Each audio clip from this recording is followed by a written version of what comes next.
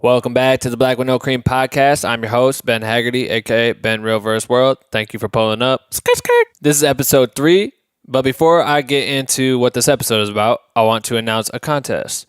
This is only for my podcast homies. So if you've been listening to these episodes, I want to say thank you. It means a lot. It's been exciting for me to explore this platform and talk with some creative people. I believe this podcast and the private group will pull some solid information out from all the creators that I talk with every single episode. So starting today, Sunday, October 29th, if you go to iTunes and leave a review on the Black with No Cream podcast with the hashtag BWNC forever, you will be entered to win some free Black with No Cream merch. The contest will end Saturday night at midnight, and I will announce the winner before episode 4 begins this coming Sunday, November 5th.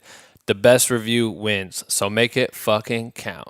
On today's episode, I have my good friend and photographer Adam DeGross speaking with us. Adam is a Minneapolis photographer and is also ASAP Ferg's touring photographer. His story is very interesting, and I believe it offers some incredible insight for local photographers who are looking to shoot shows or concerts in their cities. Adam has won the award for being the best music photographer in Minneapolis and has shot thousands of artists who have performed in his city. He even had his images printed on millions of PBR cans all over America. So this shit about to be lit. If this is your first time listening, you're probably wondering, what does Black with No Cream stand for? Black with No Cream is a content creator group fueled by caffeine, or at least I take my coffee black with no cream, but you can do whatever you want and still be a part of our group. It's just a thing. We are a private group on Facebook. We have hundreds of members sharing content, asking for feedback, sharing tips and tricks with one another with the goal to become the best motherfucking content creators on earth. Please feel free to join the private group. All you got to do is go to blackwithnocream.com/join. So join us. That would be fucking sick. Go pick up some merch. blackwithnocream.com/merch. We got t-shirts, we got hats, we got pins, we got stickers, we got yo bitch. But for real, we got mad stuff over there. If you pick up anything, I really appreciate it. I'm going to send you a letter personally because goddamn, that's tight that you bought some of my stuff. So without further ado, let's get into episode number 3. And let's just let the record reflect that this is the illest podcast intro on earth, which I'm about to play right motherfucking meow. Attention. If you stop this podcast recording at any time, you will die. I don't want to die. Do you want to live? Yeah. You have 24 hours to share this podcast with 5 people or you will die. I'm kidding. You won't die. You're just weak shit for not sharing. And the winner of the best motherfucking podcast goes to... Black with No Cream. What do you think? It's so fucking dumb and so fucking Ben Haggerty. I knew you would say that. So we are back. Another Black with No Cream podcast. There it is. My homie Adam DeGross is here to talk to you about his life, his history as a content creator. This man is a fucking genius photographer. He lives in Minneapolis. You're in Minneapolis, right? Yeah, or St. Cloud? It's not the same thing, huh? No, not even not close. The same thing? No, not even close. All right, St. so whatever. St. Cloud's, no. No? Cut. All right, so he's from Minneapolis. You heard it from the man. He's been shooting there your whole life, basically, right? Yeah. Have you lived there since you were a kid? I grew up in Burnsville, like a suburb, like 20 minutes south. So you've always been Minnesota. Yeah. All right, cool. So yeah, he's been there. We actually met forever ago. We've been friends for a fucking long time. Yeah. Like a really long time. Really long time. You used to be in that band. Yeah. I still have you on my phone as Ben Long Nights. It was Long Nights? Yeah, Long Nights. Yeah, I thought it was, we had another band called Old Men Dead Dogs. We played up in Minnesota too, but I think it was Long Nights. Yeah. So I was in a band called Long Nights, and Adam would book us at a record shop. I remember, I think that was the first time I ever met you. We performed at a record shop.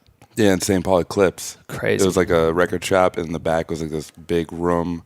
It was just black. This is like 2009, maybe. 2008. Yeah, 2009 sounds like right. Around that time. Yeah. So we've known each other for a long time, and you've always had a fucking camera taking pictures since I can remember. Even at those shows, you were just snapping photos. And I've always been impressed by your work, so I wanted to get you on here and introduce you to whoever the fuck is listening to this. There you go. Hopefully more than one person. Yeah. It is what it is. But yeah, I just want to introduce yourself. Like, who are your credits? Who are you working with lately? Like, what have you been on lately? Adam DeGross from Minnesota. I tour a lot with ASAP Ferg. Mm-hmm. Met him over Instagram and just worked out. I've done a video for him. I've done a video for Ghostmane. I've done some stuff with rappers like POS from Minnesota. A lot of punk stuff. Yeah. did some gallery shows. All my photos were on the cans of PBR. So if you are at the bar and you see like punks on cans of PBR, that's Adam. Those are mine. We're gonna get to we're getting to all that. I just want that's like the little you kind of see who Adam is. I've done some things. He's done a lot of things, which has been impressive. Like seeing your growth over time. Like, Thank you. And it's funny because we come from that punk DIY type of scene of music. That's how we met. Obviously, we have like the same story almost. Straight up. Yeah. For real. And it's interesting. What I like is that I left. I felt that I needed to leave Iowa. I'm from Iowa. Whoever doesn't know who I am, and moved to LA to try to figure out how to break into the industry. And you were able to do something different, or interesting to me, which is pull it off from Minnesota. You're still home and able to figure out how to finesse a career for yourself in this entertainment industry without having to actually be in the shit. Technically, you know what I'm saying? Yeah, I mean, a lot of people have said that. That's kind of It's crazy. It's hard. And I think a lot of people are wondering, like, I know when people start hearing this, they're going to be interested in, like, how the fuck you did that, all that shit. But I want to start, let's go back earlier than that, because I like to start these, or so far I've only done, this is my third podcast, but I really like understanding as you were growing up as a child, what it was as a child that you remember being creative for, like, the first time. Word. I'm an only child. Yeah, I grew up just by myself a lot. And like I didn't have like a bad childhood or anything like that. But I was just always just creating, I drew a lot. You drew a lot? Yeah, I was always drawing, and I was really into like Spider-Man and this, that, and the other. And I would always create new. I wouldn't draw the characters that already existed. I'd draw the new ones. Like just making them up like in my you're head. creating Yeah, them. Yeah. And then my parents like kind of pushed me to do a little bit more art stuff. But really? Like, yeah. So they just noticed that. Were you actually like talented at drawing, or were you I just think for my age I was, but then people started to catch up. Like, and I didn't really pursue it that hard, but like I was always into creative stuff, or you know what I'm saying, I would make like elaborate stories with like when I'm like a kid, I'd have like my whole stories would like go on for a long time. Like they'd have the plot. Like before I even knew what a plot was. Yeah. You were making the comics. Yeah. So what years is this, like your I was like formative, very young. Yeah, very young. So as you break into like high school and shit, where are you starting to see your creative like genes kick in? When I was in middle school, I got really into like heavy metal and punk and stuff like that. And that was like 8th grade. I'm 30. So it was right before like everyone still had dial-up. Some people didn't even have internet, Right. So all the photos and stuff like that for me were like, I would have to go to this local like comic shop. And it was also like, it sold like magic cards, and Slipknot was coming out, and I was like really like into like just the visuals of how weird they looked. So then I would just put all the pictures up on my wall and stuff like that. And then summer of 8th grade into 9th grade, I got into punk. And then I got really into punk, like the visuals of it, and like all of it, like you're just you're hearing the music? Yeah, or hearing the music, and then I would see like the visuals of it, like the, like those old photos. There'd be like, a few photos that existed of this scene. And then like I started just looking through all the photos and all the photos of this stuff. And like, I never really took a photo class, but I would still kind of be into art, like just like into it, but I was really into photography, like, but I never really took photos. And but you mean like in school you had like a photography class? But I got 0% in it because I'd always skip. Shit. Yeah, I'd always skip. But you liked it? Yeah, I liked it, but it was just like I was more into looking at pictures before creating them. I don't know. Right. You're like a fan of the work first and trying to figure it out. And then when I really started taking photos was when I got out of high school. Like the week after I got out of high school, I got a little tiny camera, and I would book shows, right? Because and I'd book shows, and I'd want to promote the show from the photos. So I'd be like, oh, come to all these touring bands should come to Minnesota because look how crazy the shows are. I was doing it more to promote my shows than to actually take photos. Like you're saying you were taking the photos for your own flyers, or you were taking photos from those promotion. bands? So like MySpace was just coming out. Yeah. So they'd be like, why would we want to come to Minnesota? Like band from Chicago says you're just trying to flag them down by being like, flag them down. Be like, look at the scene. Look at the scene. That's it's crazy. So cool. It's so cool. It's so cool. And they'd be like, oh yeah, those photos are cool. And then like, I didn't know the photos had taken on kind of a little bit of a life of their own. Yeah. And more people were interested in the photos than the actual shows, you know? And I kept all my stuff secret for a long time besides people in that really small group in Minnesota. Yeah. And then I was working as a door greeter at Best Buy for real. And then one of the guys who worked in the warehouse was talking to me about photography, and he was showing me, he does like wedding photos and this, that, and the other. And I started showing him my stuff like from like, you know, like years past, and he freaked out, and he was like, "Man, this is incredible. He loved what it? are you doing? Like, what are you doing here?" And I was like, "I don't know. Like, do people think do you would like this stuff? I think it's cool, but like, would regular people?" It's like, I'm regular. This is dope. This is like, before Instagram. This is Yeah, before. before This is like Instagram. Facebook's kind of Yeah. bubbling right now. Facebook, yeah. And but then I was like, he's like, you need to put out a book or something or a gallery or something. So I did that, and then You did what? You put out a gallery and a book, but I didn't even know how to do that. So like, I just rented out this like room that was like, it's like a Lego warehouse. Okay, like that's they dope. made Legos. Fucking It was like tight. adult Legos. Yeah. It was called Brick Mania, and it was also the headquarters of Profane Existence, which is a crust punk record label that's from Minnesota. Crazy. The guy made a ton of money off of Legos. Yeah. And then he was like, "Yeah, you can just use our parking, like where we park. We just won't park in there, and you can put your Stuff. photos on the wall." And then What year is this? Where are we at? How old are you? 2012. This is 12. 2012. Okay, yeah. so you're posting up your photos. Yeah. You're 2012, so you're way out of high school. Yeah, I'm Did out you go of to high school. college at all? I did, but I dropped out. Okay, freshman year you. No, I went. I went for like I went to community college for like 3 years. But I never 3 years, graduated. really? Yeah, it was like God a 2-year damn, you're almost program. there. I feel like it was a 2-year program. You went for 3 years. I didn't graduate. Damn, I have a homie just like that Yeah. that's done like something Yeah. similar and just never finished it. But he's super successful with his camera. Tim Well- Dodd shouting you out right now. There you go. But there was so much dead space in those years when I got the camera to when I put out my book, and when I Sure. got the city kind of On it. picked up on what I was doing, you know.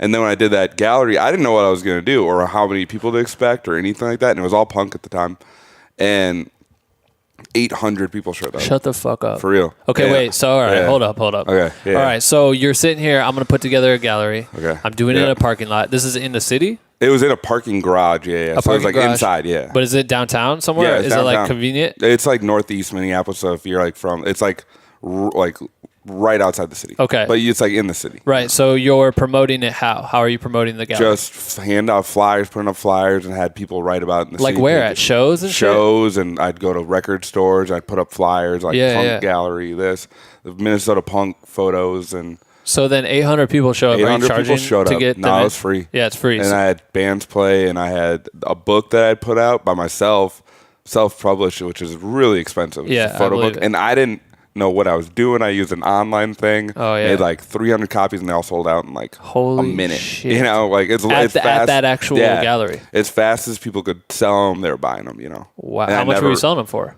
35. So were you profiting that I made much? like $2 off each. Damn, Yeah. from like Shutterfly shit? Like Yeah, it's just it was overcharging you? Like, yeah. oh, damn. So I But that's the best way. You're getting your work out there. Yeah. It's turning a coffee table shit. And I didn't think I was gonna sell. I didn't think anything was gonna happen, you know. But then local rapper, Atmosphere. Everyone Yeah. knows Atmosphere. Local rapper. little guy named Atmosphere. Yeah. He came into Best Buy, and I had just gotten my books that day. I was still a door greeter, and I just got my books that day, and they're in my car, and I was like, fuck it. Fuck I it. ran to my car, got one of the books, and I ran back, and I was like out of shape. And he's if you've never met him, he's huge, massive, Yeah. one of the tallest guys I've seen in like a long Right. time.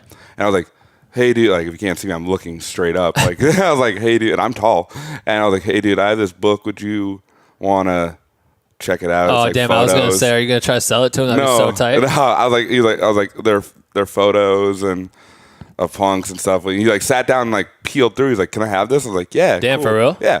And I was like, cool. Yeah, take it. And at the time, I was like, oh, that's really cool. And like people around me were like, that's sick. And I was like, it was my first time. Okay, so is everyone at Best Buy seeing him walk through it and everyone's like, that's Atmosphere? Yeah, all the time. Like, this is it. He came in all the time. He'd always be. That's where he shopped. you Yeah, know? for It was, like, sure.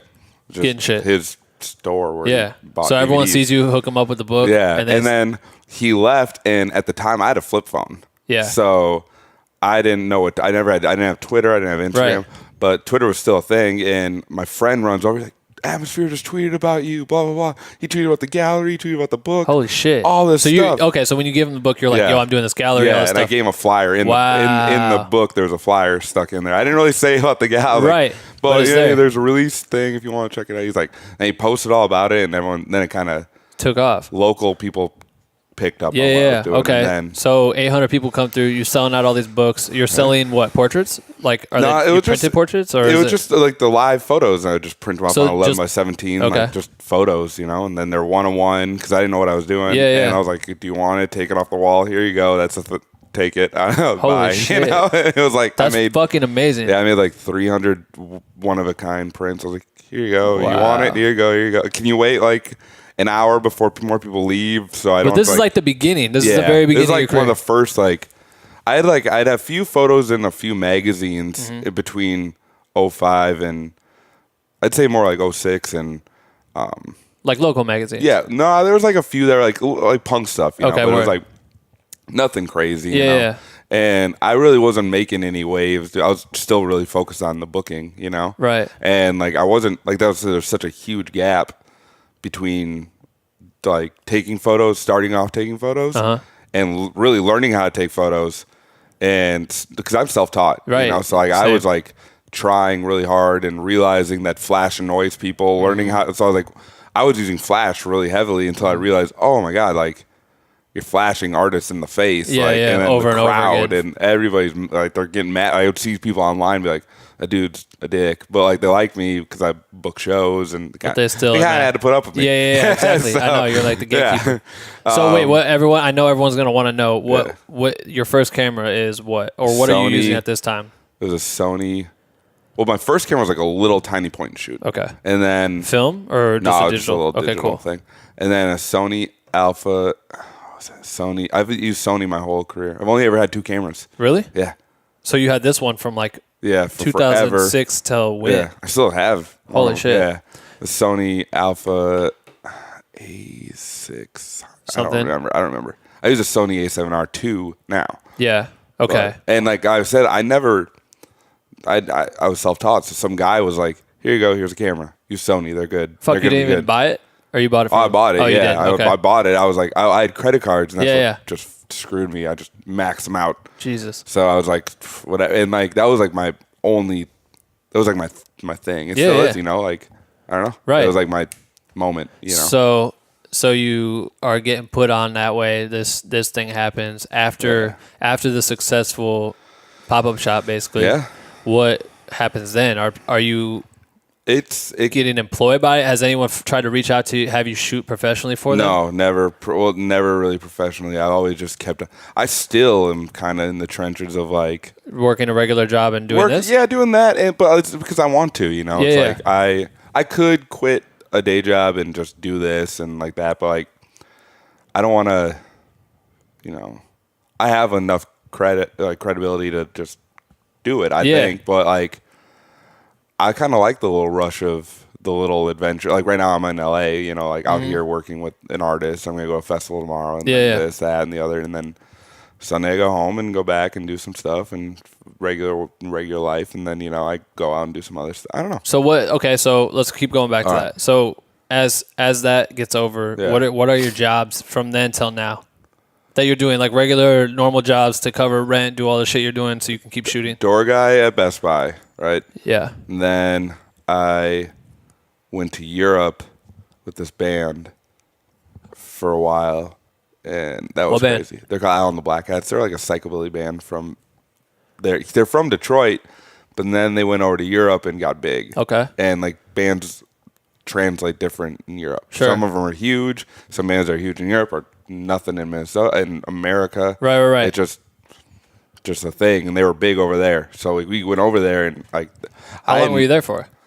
like 5-6 months. Holy shit. But it was spread apart by like a month. Like, so I came home and I was like, man, I want to go back. And they were like, well, we're going back. I was like, okay. But it was really funny the way that happened was, I guess this is my first professional job was, I was taking photos and people this was before the gallery.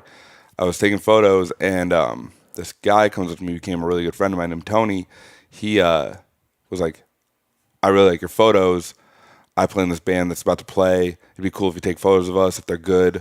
My other band toured Europe a lot, and it'd be cool if you came with us to do photos. Right. If like we like you as like a guy. I was like, sure, why not? Whatever, okay, guy, sure, cool, Okay. dude. You know, Yeah. like You go to Europe. yeah, sure, bud.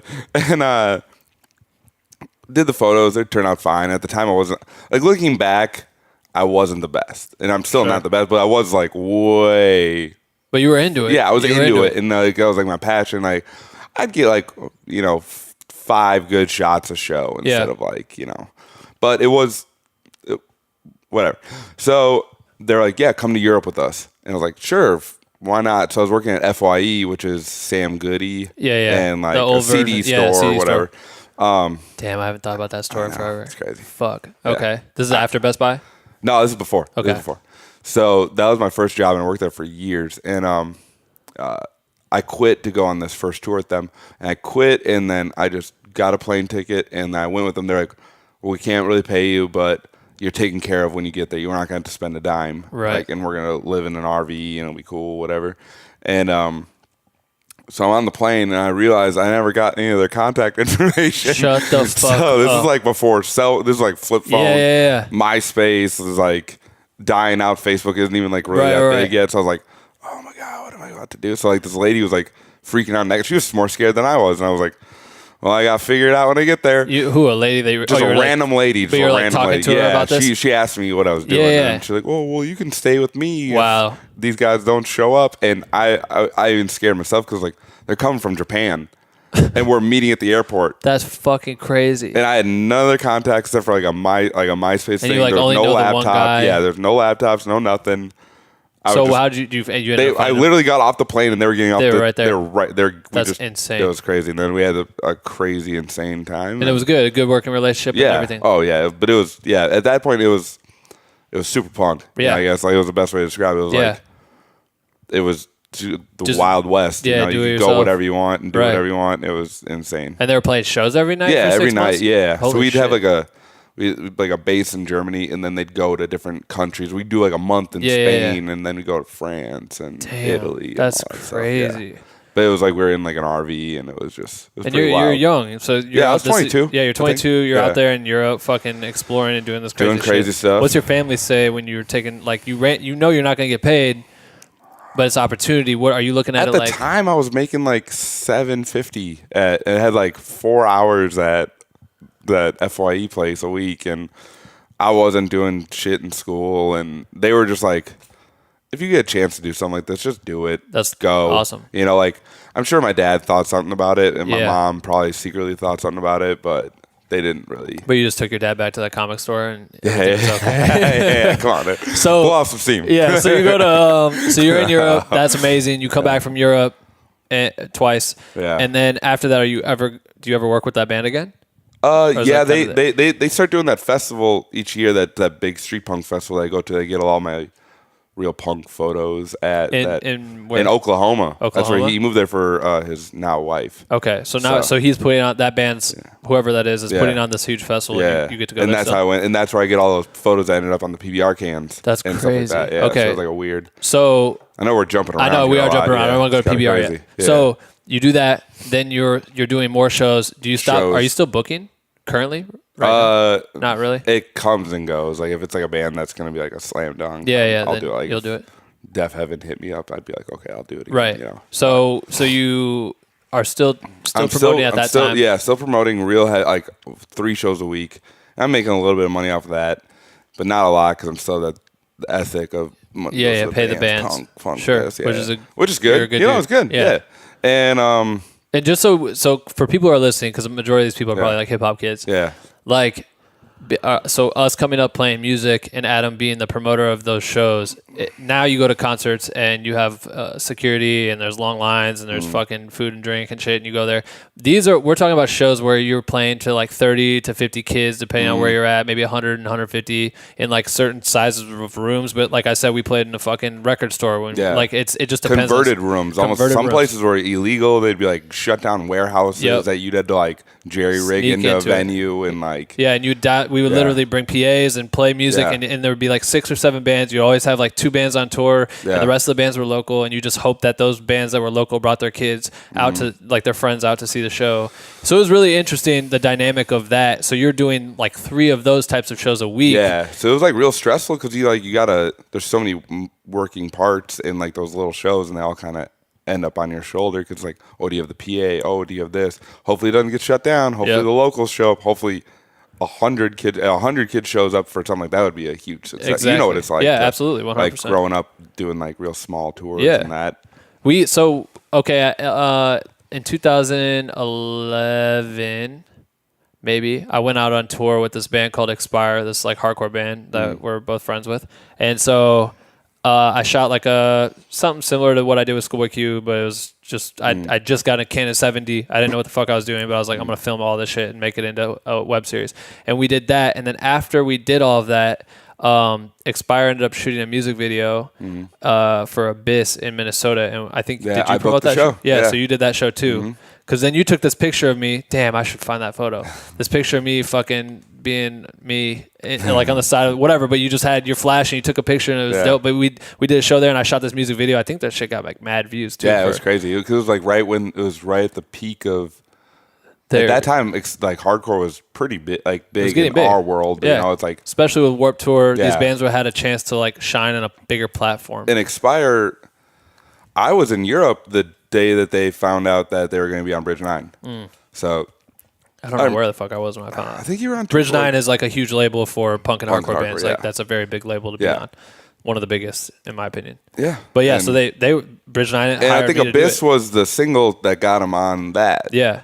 Which is crazy. Yeah. So we did that video. So then his video picked up a lot of steam because it was right at that time but it was like a room. It was a coffee shop. It was a coffee shop converted into a place for us to do a show. I remember people were crowd surfing on top of each other. 300 kids came. 300 kids. They're piling on top of each other. It's hot as a motherfucker. Yeah. People are bleeding, like punching each other, fighting. It was like the craziest shit. We just had like 3 cameras running the whole time and made this music video. It was fucking sick.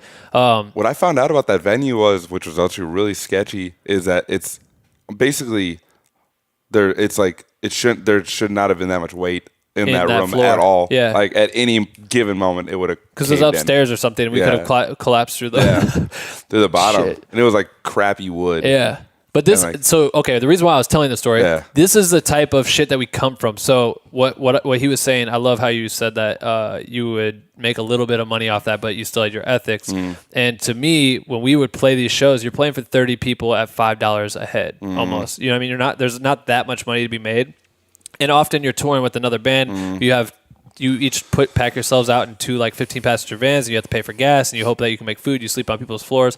So what you were doing is cool because you were still finding a way to make those shows happen in your town. You were allowing bands from out of town to still have an opportunity to tour, and you were trying to take the little amount of money that you could off top, which is hard as fuck to do. Like that's such a hard hobby. Like that really is like it was like a labor of love, you know. But it was also one of those things where comes back to photography was bands weren't actively coming to Minnesota that much. So I would try to book the bands I almost wanted to take photos of and get them up there, and I would take photos of these bands. And that's so tight. Yeah. So, so shit starts to pop off, and when do you start taking pictures of like other genres besides punk and hardcore?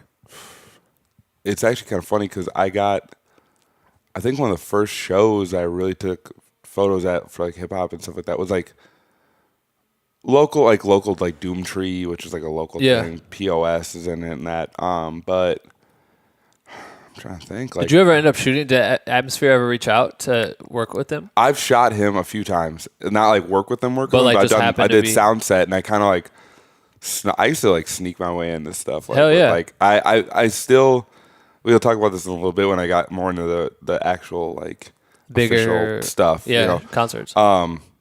But I used to have a friend who worked at the Myth, the place where Schoolboy Q played when you were there. Yeah, right? Okay. And he was head of security, so he'd slide me into all the shows about photo passes. Like he's like, what's a photo pass? He's the head of security. Like that's fucking sick. And that venue at the time was like run really sketchy. So he's like, whatever. What are they gonna say? Say something to me. Yeah. And like I'm security. Yeah. He's like, I am. So that's how you would get into that place? I get into like the bigger like places for free because.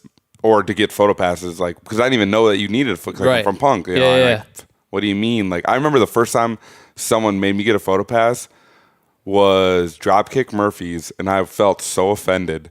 Because they made you get a photo pass? Yeah, but it's because I brought my camera there. I just tried to walk in the barrier, and they're like, what are you doing? And I was like, I'm take photos. What are you talking about? And they're like, no, you can't. But they hooked you up? Like, I ran into one of the guys, like, I pled my case, like, being like, what? Yeah. And they're like, Oh yeah, we had this thing. They gave me like a little sticker with like their Right. like, You have the whole thing design on it. And Yeah, so I was yeah. like, It's the weirdest thing. Then I like put it on. I kind of felt like mildly official, but I just felt really like sketchy for myself, like because I was still like A punk kid. yeah, and I'd like And you're trying to shoot a punk band. yeah, and I was like, what's going on here? Like That's because it was funny. outside too, like so I could just walk. It was like a Irish fest or Sure. something, and like they were the headliners, and that's why no one checked my camera when I walked in because you could just walk in. It was Right. free, and so I walked up to the thing. I felt so offended. I Damn. don't know why. I was like, you can't use your flash and you can't do this and you can't. I was like my mind started rules the rules started to become a thing. I was like, well, yeah, there's rules. So you start after that. You're shooting all these other local artists that are local but still large in the hip and hop. then I started to go to the Myth, which was that venue, and then that guy would just slide me these like Myth photo passes. So you were in the pit. I was in the pit, and I realized like 3 songs, no flash. Yep. You can get out right away, like this, that, and the other. And then I shot. It was actually funny because I wanted to go shoot Bone Thugs in Harmony, and ASAP Ferg was the opener for it. Oh, crazy! And so I really wanted to shoot ASAP Ferg because it was Trap Lord was like doing really well. Yeah. And like when I got into rap, it took off really fast. Like it was like I haven't been shooting rap that. That's what I was gonna say because Yeah. out of nowhere, like randomly in my Facebook feed and shit, you be posting. It's all punk shows. Yeah. And you always had this black and white look that was like your signature thing. Yeah. And out of nowhere, there'd be like random rappers, like superstar rappers in your shit, and I'd be like, wait, what the fuck? Adam does this? I didn't even know he cared about this It shit. really came out of nowhere. It was because I got that hookup to the Myth. Yeah. I was just going because I thought I started getting into rap. Like I was gonna say you became a fan of. and I rap. started becoming kind of secret. It was kind of like guilty in my heart because I've been into punk for so long. And if you're into punk, it's like your thing, you know, like not like you're It's ride or die. yeah, that's it, type you of know. shit. And then I was like, yeah, but I kind of like rap a lot, yeah. and then, but I still like punk and all this stuff. But like, but going back to the black and white stuff, when I realized I was annoying people with the flash, I had to learn how to shoot in these really sketchy venues that usually only have like one red light because we had one like spot called the Medusa and it was just red. And The you know, whole with place is just cameras, red and black, and it's hard as fuck to read that shit. red's really hard on cameras, you know. So that's where the high contrast black and white started coming from. And I used to really like get self conscious about posting photos, so I thought black and white would kind of make it look good. And then it just I did the grainy thing, and people caught on to it, and it became like my signature thing. And then I started shooting the hip hop stuff with Bone Thugs, and the Bone Thugs photos went nowhere. The ASAP Ferg photos, like I knew they were pretty. They're good, you know, whatever. And I still I didn't have a smartphone. I still had a flip phone. No, what year is this? Trap Lord's out. Yeah, so it's like I've only had a smartphone for like four years. Oh my god, maybe. what the fuck? Yeah, dude, I'm telling you. So I was like, I remember used to like, it's been I remember because I like that you still call it a smartphone. That's tight to me. So I would have to sneak up to like I'd be like check my like stuff. I'd be like sneak into like the office at work and like go on Facebook secretly and like look and see if people like. I'd be like posting my photos. At what job? What job are you at right now? I was at Cub Foods, which was a grocery store. Okay, grocery store. So then I'd sneak up there, and I thought at this time, like, if I post these photos on their Facebook wall, these rappers are gonna see them. I was like, you think about. And this is when Facebook, like, if you, Facebook is probably lit with messages from fans on Facebook. They don't care, you know. Right.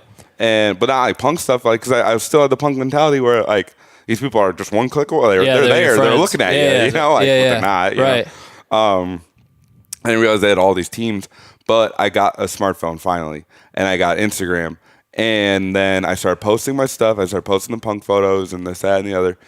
And then it started getting some traction, you know, like at the time, you know, what I got like a couple thousand followers, like right off the jump. That's crazy. And then I started posting the ASAP Ferg stuff. And then I got this message, a comment, and it said DM me from Ferg. And I didn't know what DMing was. Yeah, so you're trying to figure it out. I had to Google. I Googled what DMing was and how to figure out where the little box was up there. Like, that's what I'm saying, how stupid I was. And then I wrote, I was like, hey. How does this work? Do you see my message? Yeah. Hey, what's up? Like, I was like, it's like, I have such respect for it. I love his music. Trap Lord. I listen to ASAP stuff every day at that time. Like, that was like, I'd visualize it, like The Secret, you know, like, right. I want to work with these guys one day. And then all of a sudden he wrote me and he followed me. And at the time he was following 9 people. Holy you know, shit. so I was like, weird. And then so I wrote him, and then he wrote me back. He was just casual, like, oh, I really like your photos, like a really contrast, black and white stuff, you know. And that's so dope that I mean, think about this. Yeah. This man is touring all over the world. Every night there's probably 6, 10, I mean, 3. You never know. Photographers in a pit trying to get an opportunity to shoot. Especially on top of that, publications, all these people he's doing photo shoots with. There's probably behind the scenes guys, and randomly this dude is becoming a fan of your shit, which is a trip. Think about that's really crazy. The odds of that are fucking really wild. It's crazy.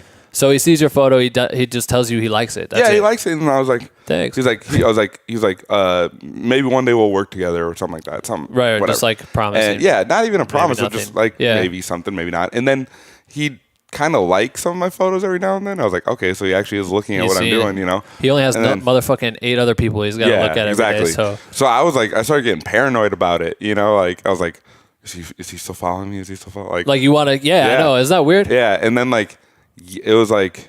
So I kept on doing some rap stuff, and like for some reason, him following me gave me like a little bit of clout with like rap stuff. Like I was like, oh, ASAP Ferg follows me, you know. Like there are people like, oh, whoa, right, cool. Like it's like an exchange. Let's do some stuff, you know. And then I was like, all right, cool, you know. Like not trying to use him, but like, you know, it was like that was like my in factor. I was like my in like to even the local stuff that was kind of coming up. Like when we like our local people right now are like Bobby Raps and Corbin, who used to be Spooky Black, and now like Alan Kingdom, who did songs with Kanye. Like our scene was doing pretty well, you know, and it still is. But like, so I'd be like, hey, guys that don't know me, but I'm that punk photographer that you probably heard about, and ASAP Ferg follows me. Like, let's hang out. Is that how you would send messages? No, like, it'd be like in person. It's always like in person. Yeah, it's kind of corny, but like, but right away they're like, oh, why? Yeah, and then because like.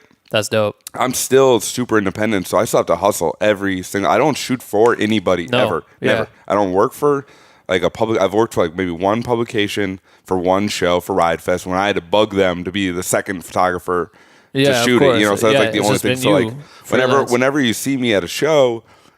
Like now people want to like intern under me, which makes no sense. It does. It makes total sense. I'm telling you, it makes too much sense. Everyone would think about this. Like what you're doing, you're paving the way and you're showing what an independent hustle, continued independent hustle can do for you. I mean, you're building up a career. You're still working a regular job plus doing this shit, which is crazy because at any given time, you could break away and do all kinds of things. You could fucking teach a class in Minneapolis about photography and shit. I'm gonna get there. Like I'm just I guess it comes from me like the old way of doing things where it wasn't like it's not instantaneous. Like nowadays it's instantaneous for some of these people. It's like all of a sudden boom, there it is. 100%. The path has been paved for a lot of people, you know.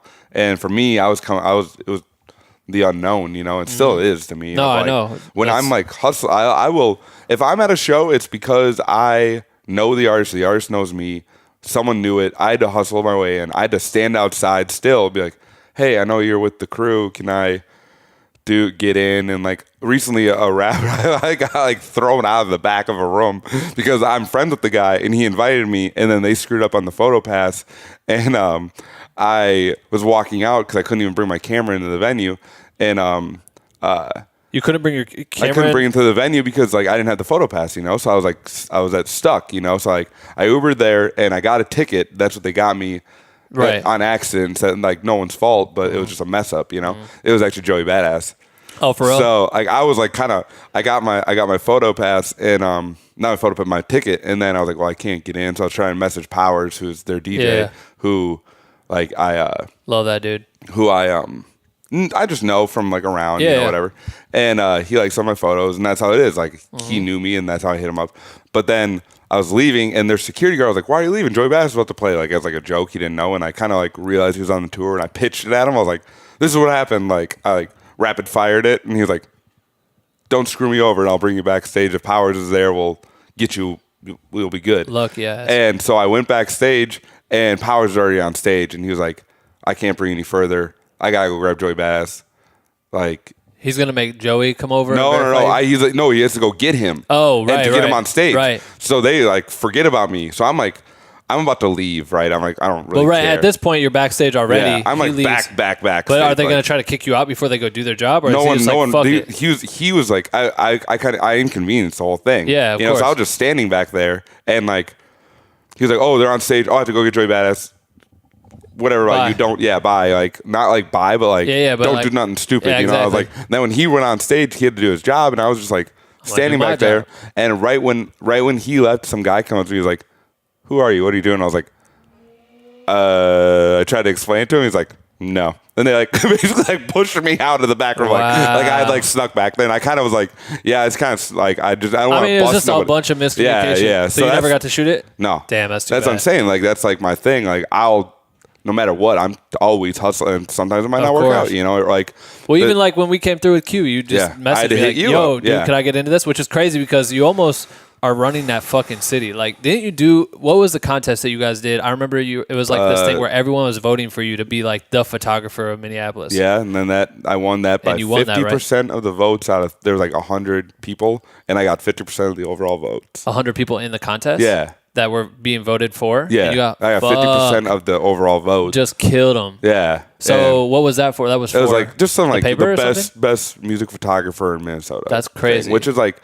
whatever. But I mean, at this Yeah. point, you've been living in the city for 30 years, your Yeah. whole fucking life. Yeah. You've been shooting for people of all caliber Mm-hmm. in every different genre. You've been in all these music videos millions of times, and Mm-hmm. at this point, it's like I would assume that you've been given like a fucking key, and it's like, oh, that's Adam, let Adam in. Like Adam's gonna be here. It's usually not. It's like, but you know how It's touring probably is. hit or miss. It's usually the artist. You know, it comes down to the artist. They have True. their rules, Yeah. and sometimes like some venues are cool with me, some aren't. It But is it's what it like is. comes down to their, you know, Yeah. Like Kendrick Lamar plays, I can't just walk in and be like, guess what, guys? I've No, done yeah, some true. cool stuff. You know, like true, let true. me in. You know. It should be like that though. I No, mean, but it is tough because Yeah. Mm-hmm. we have our rules, and when we'd have kids coming in trying to shoot, I mean, even in the every time a kid would hit me up and be like, "Yo, man, I live here in Kentucky. Mm-hmm. Yeah. Can I please shoot or whatever?"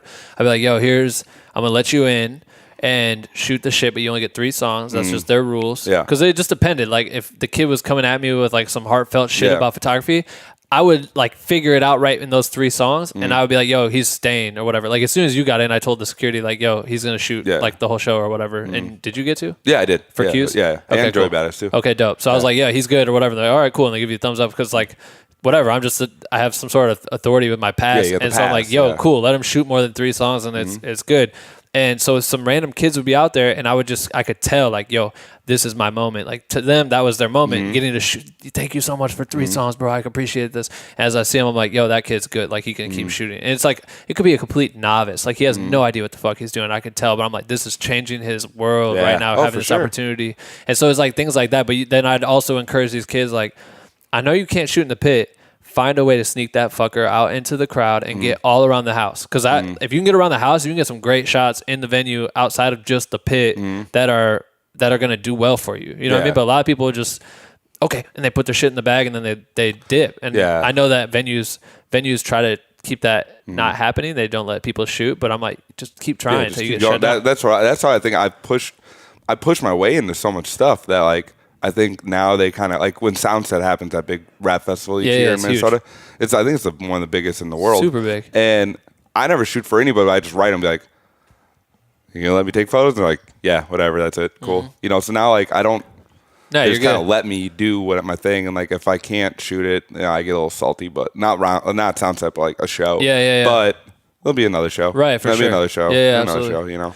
So okay, so you're crushing it. You get voted like #1 photographer in Yeah. Minneapolis, which is fucking lit. That wasn't even that long ago, right? That was like 2 years ago. I think 14. 2014. yeah. Okay, so it was a long. Yeah, it's 3 years. 3 years ago. Kinda. So you get the green light from the city. Yeah. Then you get PBR attracted. You That post. was way. This was way before? recent. Yeah, this PBR is real recent. Yeah, that's what I'm saying. Yeah, All right, yeah. but okay. The Ferg thing. so Ferg- what Ferg- happened? so, Yeah. okay, so you've toured with. Fuck. No, not even Fuck. yet. Not even yet. So We're I'm still at the terrible grocery podcast store. hosts. No, it's all good.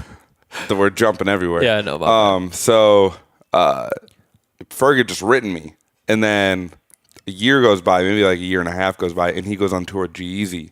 And Was he was opening. no, he was direct support. So it was Okay, like word. It was some guy. It was something Marky Basie, I think, opened, and now he's pretty big. And then Ferg, and then Jeezy. And my friend who had a connect at the Target Center slid me a photo pass, like sneakily, like it was like Latin. Well, he didn't steal it, but it was like kind of maybe. Yeah. And so I got the ticket with the photo pass, and I was like, sick. That's crazy. So I went and I did my photos of Ferg, and I didn't message him because I was too like nervous to be like, yo, like, you know, I don't know. Which is crazy because he's already talking. He's talking to you. He's still following me at the time, and I posted the photos the next day. Did he wait? Okay, wait. You shot him. Yep. Did you guys ever interact? No. I waited for him to come to the after party that he was scheduled to be at, and he didn't. It never happened. Damn. Then it was just like for me, I was like, because I was just too humble in it almost to a way where you didn't want to overstep your boundaries. Yeah, I didn't want to bug him. You know, like I don't know the guy. Right. You know, like I mean, but he knows you. Yeah. And then so I posted the photos, and he writes me. He's like, DM me now, and I was like, sick. It's like, dog, DM me. Oh no, he commented. He was like, and then so I DM'd him. I was like, what's up? He's like, give me your phone number, and I was like, okay, cool. And I was going to the grocery store and to work. Yeah. And so I'm driving there, and I'm like, I'm just losing it. Like, I almost just had to, because you've given him your number at this point, and right? he said he's gonna call me. Yeah. And I was like, oh, cool. You know, it's sick. And are you paranoid that you can't take the call at work? No, I told my boss. I was like, listen.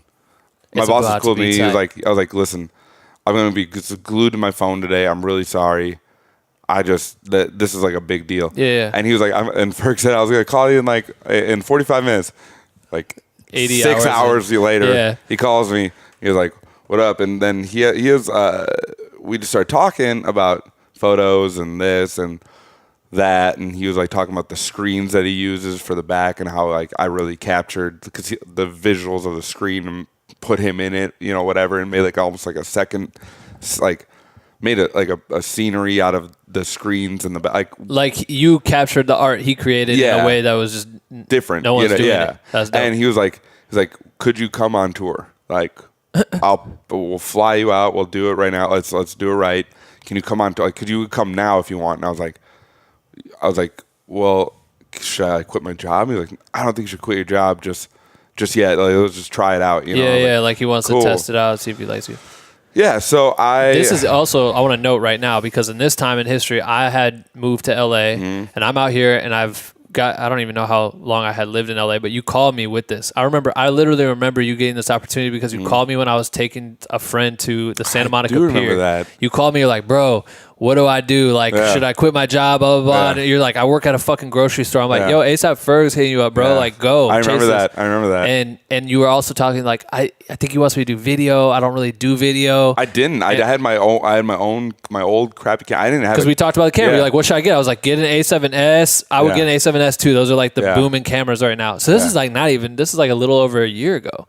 Right? It's all this stuff is like it was probably a year and a half, maybe. 2 years almost. Ago. Yeah, because I just almost did Q's 2 tour years. like a year ago. Yeah, almost 2 years. So I'm saying this is like fast. Very fucking fast. It was like a slow burn, and all of a sudden now it's like boom. Like, I guess that's like almost the motto of the story. It was like, absolutely. It could just all of a sudden, here it comes. Out of nowhere. Out of nowhere. Like 10 years working. So you don't know. You're like, I think I have to make videos. And I'm like, okay. And I was like, so I went and I agreed to doing the tour before I could get off, before I even knew if I could get off work. Because I was like, even if I'm there for 4 days, I whatever, you know, we're going to grocery store. Sick. Screw it, who cares? Yeah. And then I was like, I wrote my boss, and I talked to my boss, and he said, you know what, I can't stop you from doing this. Like, well, you'll be cool if you come back. What are you doing at the grocery store? What's your just job? Various crap. Like all the stuff. Just everything. Yeah, okay. And so I was like, I got to do it. Sorry, man. I've been working my whole and is life Ferg to talking about paying you yet, or is he just talking about like, yo, just come here? Just come. Like, just come. Let's it was just like a trial thing, you know. Okay. And I told him I can do video. You know what I'm saying? I said I can do video. That's my favorite part. You called me, you're like, dude, I don't do video. And I'm like, I told him I could. I'm going to walk you through this shit. I'm like, you need Premiere, you need this, we got to do this. And it was funny because at the time I was so lucky that Instagram could only let you do 15-second videos. Oh, yeah. So, but those edits you were making were hard. Like, you were getting coverage and just like trying to figure it out. I'm like, damn, this is, okay, keep going. And so I went to the camera store and I talked to this guy who I kind of knew, and he'd give me a little bit of a deal. I told him what was going on, and I was like, "This is what I need. Please just have it all ready for me." This is a local, National Camera Exchange, and I was like, "I need to do this. I need to take photos. I need it to still look like what I'm doing.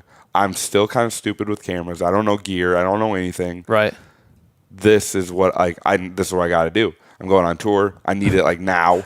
Please, like, and I went there and he had like it all on the counter. All the gear, everything. Yeah, lens, the mounts, everything, the body, everything. The A7R2, and then a lens, and then the whatever. What lens were you using, or what did he give you? Some Zeiss lens. Okay, but it was okay.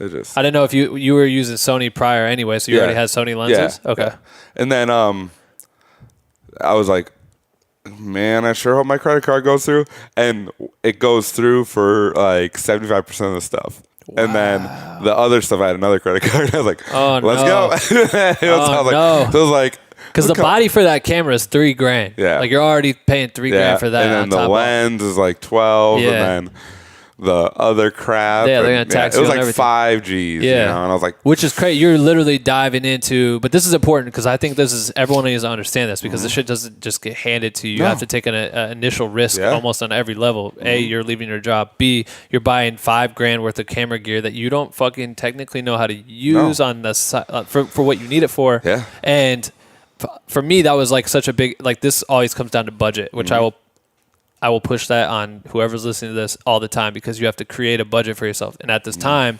you're using credit cards for your budget. Credit cards. So your fingers are fucking crossed. I was hoping that all this was going to pan out somehow. And in my head, I said, if this goes south, the tour is only 25 days. The return policy is 30 days. I'm good. I'll just return it all at the end. Like, I hope that dude on the store is like not listening. Yeah. No, but that's also a genius move because you do have that opportunity to return shit. Yeah, I was like, and then I was like, God, everything's so expensive. This is crazy. Is that? And it is expensive. And then so Ferg buys a ticket for me, and like a week later, I go out to Boston, and he's already on tour. He's already been on tour for a while. And he doesn't have a guy. I don't know what happened. I don't know. Couldn't tell you. Yeah, right. I don't think he did because his. Yeah, I don't know if he did. I couldn't. I really don't know. Whatever, just random. And I think when I get to Boston, I had to hit up one of my punk friends who I only met once before from booking shows, and that's how tight the punk scene is. For sure. They'll help me out. They helped me out. They're like, dude, that's crazy. Like I've been, we were still friends online, and being friends online is almost as good as being friends in real life. Right, for sure. Yes. So I was like, so he came to the airport, and we realized that. What do you need help with? What do you mean? Ride to the venue, which is like 2 hours away. What the fuck? So Ferg just got you to an airport, and then it was up to you? I don't think he really knew where. Because I was arbitrary plate. I was like, I can come at this venue, whatever. He was like, all right, just be there. Okay. And so I was like.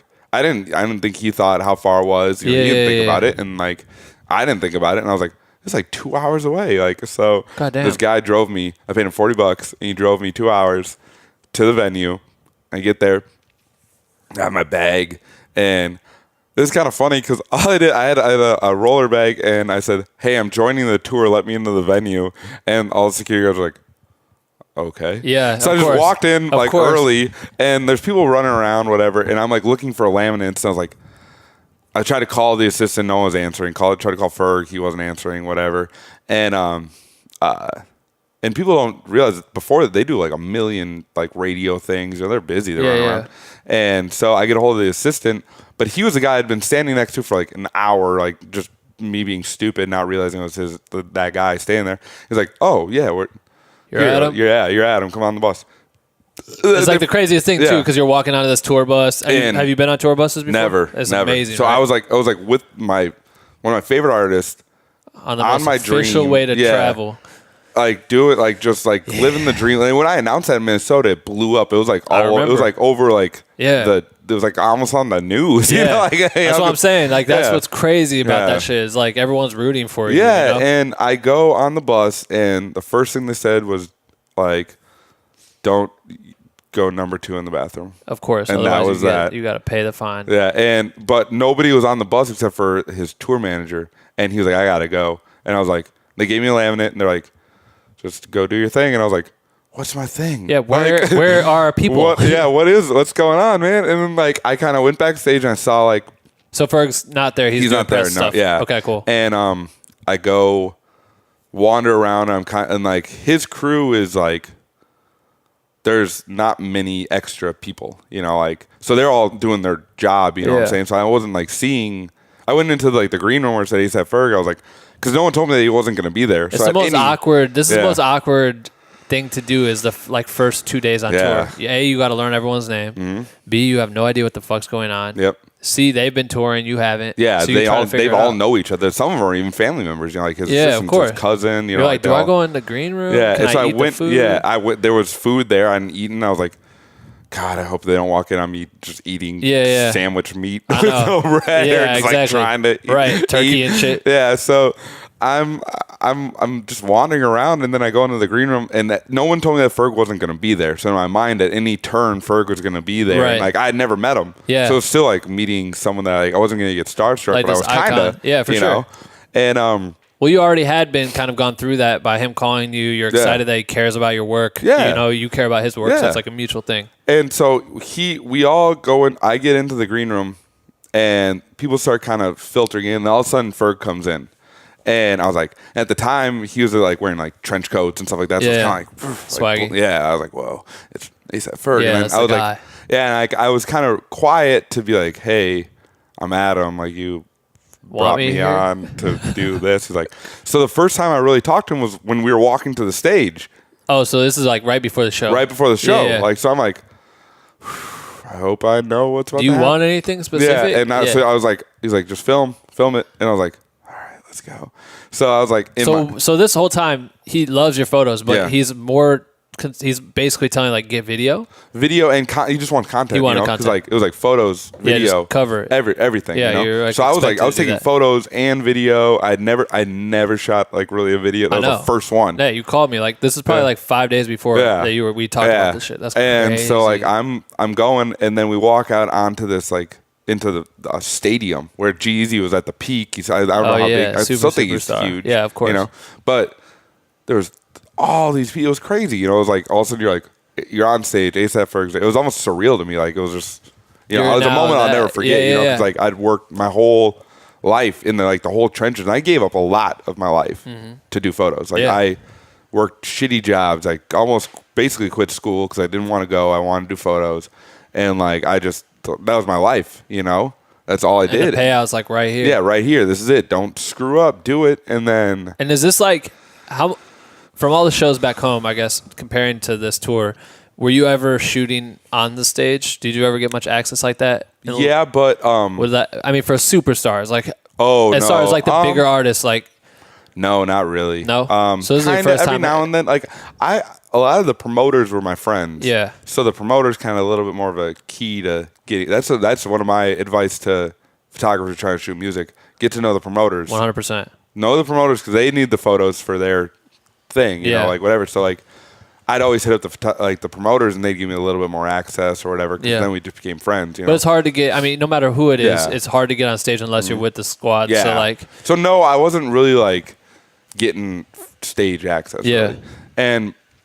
But also you got to remember at this time, artists like Travis Scott are playing small 1,200 person rooms, and there's no big production. He's by himself and one other guy, and there's a staircase up to the stage, and you could touch them if you wanted. Exactly. You know, so it's so I was getting these kind of can't on stage before the big security thing. Of course. Before, So you walk out to this massive stage. I mean, they're playing massive, and I was like, how many people are you talking? Like stadium. A stadium, so 15,000 easy.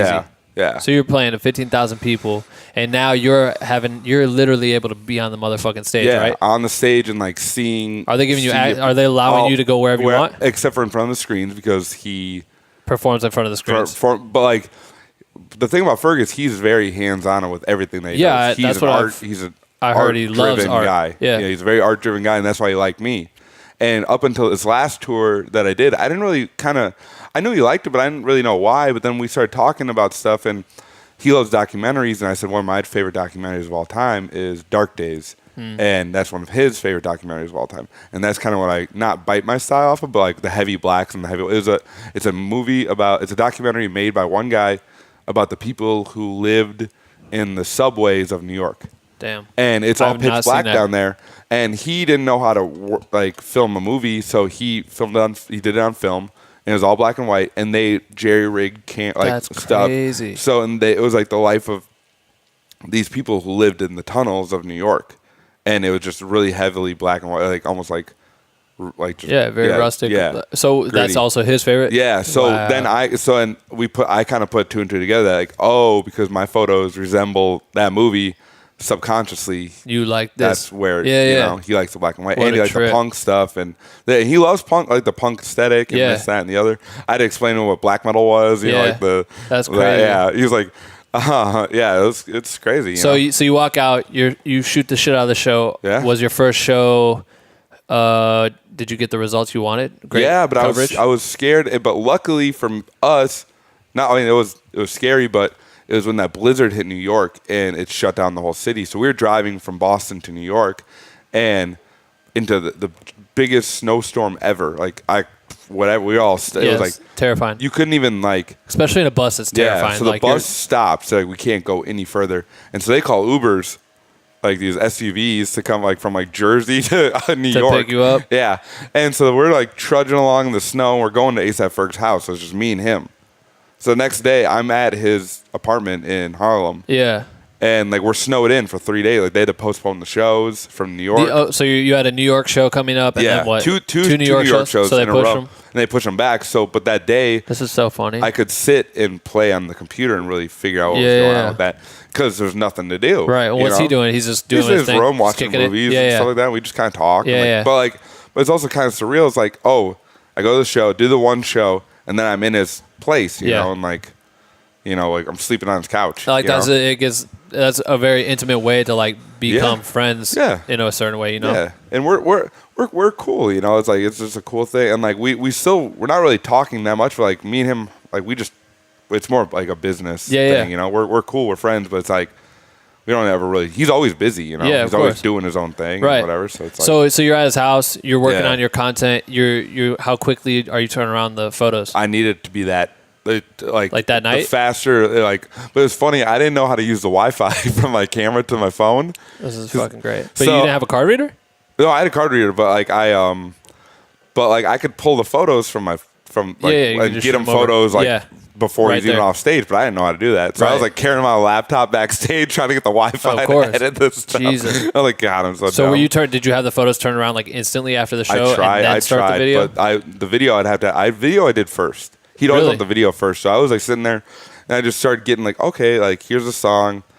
I didn't use this chunk of the song yet, right? The 15-second, whatever. Yeah. And then he wants I'll just pick the craziest shots and put them there. Luckily, it was 15 seconds, and that was it. That's crazy. So damn. So then the snowstorm happens. Were you on the tour for very long? Wasn't it cut short early for some reason? It was cut short early for various reasons. Yeah, people and then I rejoined the tour later on. In LA. Yeah. The same tour. Yeah, same tour. So then, how long were you on there from LA? Was that a couple days? You just come back in. All right, cool. Because there was some dead space. Right. So that's happening. Everyone's fucking tripping because you and Ferg are homies, and you're shooting the shit, and everyone's loving the photos that you were getting, and it's blowing you up back home. And then you do shoot. No, what was the order? Remember when he came to Minnesota and you were like, "Yo, where should I take Ferg?" You asked that on Facebook. You're like, "Where should I take Ferg around the town?" Did you guys ever end up going anywhere? I remember you posted something. Yeah, like that. no, we went to that was on the Tory Lanez tour that I didn't go on. Okay, so but he had come through and you were like, "Yo, I'm gonna take Ferg somewhere. Where should I take him?" It was did you guys go do something? I took a few of the guys. I took TJ Mizell, who's a DJ. Yeah. And then TJ's brother, and then Marty Baller, who's a hype guy. Yep. We went. They're really into skateboarding. So we went skateboarding. Skating, that's and tight. Then we went to the Mall of America. Of course. Yeah. So then you start taking some pictures and you were just tagging PBR, right? I've been doing that, and then why were you tagging PBR? Were you taking photos that were just PBRs were in the photos? Just happened to be in it. Okay, it was by accident. And then this guy PBR Music started like following my photos and whatever, and then he started liking them. He wrote me, he was like, "Hey, we want to put your photos on the cans and boxes of PBR," and I was like, What the fuck? Crazy. What are you talking about? And he called me and he was like, "Yeah, this is real. Like, it'll be on 5 million cans of PBR." God. You know, and so I sold him some photos and yeah. How did you do? So how's that work out? Because I know a lot of people ask questions about budgeting, questions about sale, like how to sell yourself as an artist. I leased them. Okay, word. So like I still had the rights to them, and this and the other. But they used them for 5 months, and they leased them for XYZ amount of money. Did that put some coin in your pocket? Was it a good deal? Yeah, not like astronomical, crazy money, but yeah. it's like if you, it's. How'd you do it? I think people are always. I know how I would do value my time or whatever, but when it comes down to that, I think it's tough for a lot of people to decide what their time's worth, especially when they start out, which is the hardest thing because they hear about these dudes that'll, I charge $500 an hour, I'm $1,000 an hour, $10 million an hour. Yeah. They look at it and they're like, fuck, should I charge that? But they're just starting out sometimes. It's like, dude, I remember starting out charging $10 an hour, and then I was 25, and then I got to 50, and then it's hard, because like when I do, like how I said, I don't work for anybody. Yeah. And when I do the punk stuff, they have no money. Right. I do it for me. Yeah, absolutely. And then when I started doing the rap stuff, I was still doing it for me, but I wasn't working for anybody. And then I was kind of sneaking my way into shows, so there's no money in it. No money. So I'm kind of in this weird you almost have to gray zone of like stuff where like I don't even know what to price my work at. And like people love it. Like it sounds shitty to say, but like people respond to my photos a lot. Yeah. I really like them. No, and, like, I could it. tell that people like it outside, like Ferg and all the rappers, and all these people would start using it. And I shot Soundset one year, and 60% of the artists use my photos. Holy shit! And Soundset's like ASAP Rocky, 2 Chainz, Wiz Khalifa, like you know what I'm saying? Like I remember them posting. And I was just a standard photographer. I wasn't like a. How were you getting them the content? Were you just Instagram? I was just tagging them. You were tagging them, and they just repost. They just repost. Perfect. And but they were paying other photographers to do it, and they weren't even using their photos. Of course. They not the artists, but like Soundset. So I was like, God, I just started getting in my own head. I was like, I don't even know what I'm worth or anything because like nobody ever, it's a weird thing. So when PBR hit me with this amount of money, I cross-checked it like 8 times. Like, is this what? That's what I was gonna say. How tough is that? It's I wrote. I was like, they're not buying the photos; they're leasing them. And they're like, oh, leasing is not as much as buy. And then PBR was like, we've never used photos on our cans. We don't know how much. We know how much to pay for art. Yeah. Which is like draw paintings or whatever. We can pay, but like, and in my head I was like, my photos aren't art. Like, what are you talking about? Like, why don't you pay me the same amount? And they're like, well, we just don't know how much to charge. We've never bought photos. I was like, well, so you were kind of asking them what they wanted to pay for it? Basically, because I didn't want to say something that was too low because it's tough, right? Because I'm, like I said, I'm so independent and I'm just doing it for the love of it, really. Yeah, you don't want to sell yourself short. And then I don't want to sell myself short. And then I don't want to be like, what if they came at me with like, a huge amount of money, and then I would have like, $1,500 a photo, and they're like thinking like 15 grand. Yeah, like shit. What? Yeah, of course, it's tough. So I think that's I always look at it like, what's my time worth, and what's the value of that? And those projects can be crazy, especially with big brands. I mean, it's PBR, dude. We're buying their people are buying those cans and selling them like fucking hotcakes. Those 5 million cans, 5 million, 5 million cans times whatever it is they sell it for. You know what I mean? Like, and it's funny because I looked up the stats of like music photos, like let's say cover art for albums. Like there's 2 things ahead of me. One of Bob Dylan's albums, Prince's Purple Rain, and then 5 million of my PBR photos. Wait, what are you talking about? For like art for like artists that come out of Minnesota. You know what I'm saying? Oh, okay, I got you. Like that's crazy. Distributed. Like photos are taken in Minnesota of like music. Yeah. So it's like that's really dope. Yeah, it's kind of crazy. That's fucking dope. So, but it's like that also gave me like, it's so weird where I go. Like it's just the weirdest.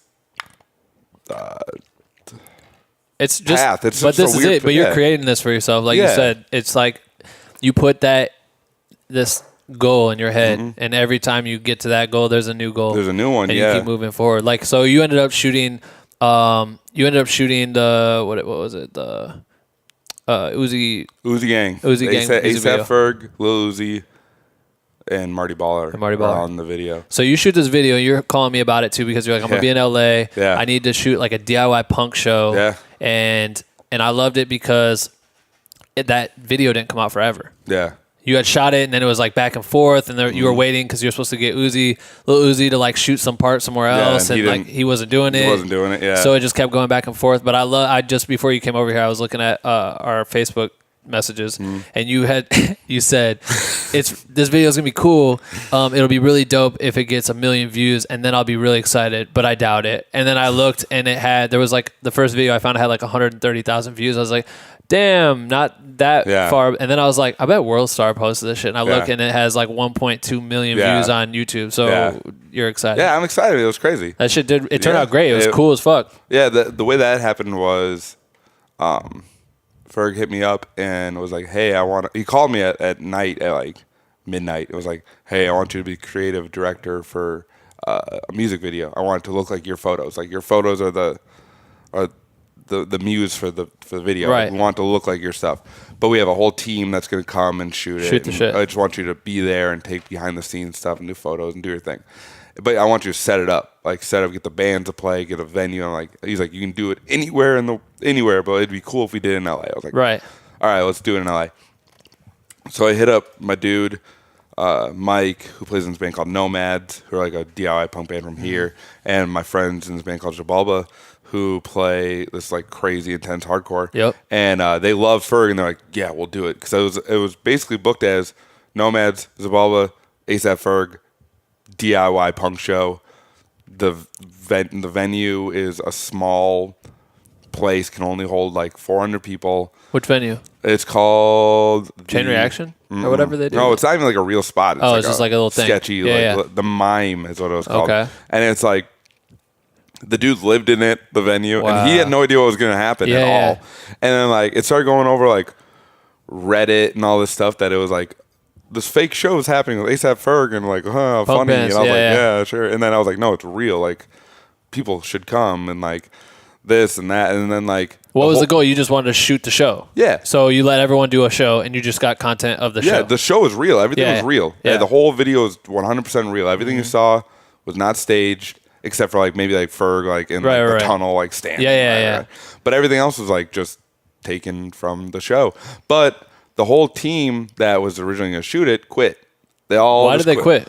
It was just timing and just like they didn't really. There was like details weren't. So there was like, no real production. the way they would want it done in LA. Yeah. Okay. So and they were all New York based. So I was like, I had set up all the show. Everything was good to go. And then I hit a wall. I was like, well, I can shoot it. Screw it. I'm going to do it.